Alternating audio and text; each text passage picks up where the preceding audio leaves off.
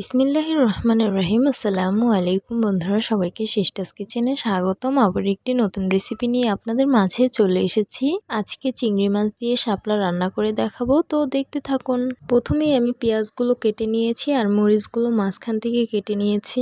Regular রান্নার তেল দিয়ে পেঁয়াজগুলো সুন্দর করে ভেজে নিতে হবে। পরিমাণ মতন আদা রসুন বাটা দিয়ে দিব, সামান্য পরিমাণ পানি দিয়ে দিব, স্বাদ মতো লবণ দিয়ে দিব, পরিমাণ মতন হলুদ মরিচের গুঁড়ো দিয়ে মশলাগুলো খুব ভালোভাবে কষিয়ে নিতে হবে। এই তো মশলাগুলো খুব ভালোভাবে কষিয়ে নিয়েছি। এখন ধুয়ে রাখা চিংড়ি মাছগুলো দিয়ে সুন্দরভাবে কষিয়ে নিতে হবে। পরিমাণ মতন চিংড়ি মাছের ঝোঁকা বাটা দিয়ে দিব। এই তো সবকিছু খুব ভালোভাবে কষিয়ে নিয়েছি। ধুয়ে রাখা শাপলাগুলো দিয়ে সুন্দরভাবে কষিয়ে নিতে হবে।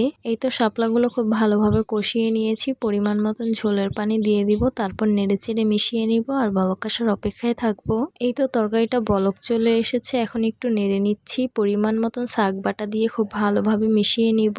শাপলার তরকারি হতে বেশি সময় লাগে না। এই তো হয়ে গেছে, এখন নামিয়ে পরিবেশন করে নিব।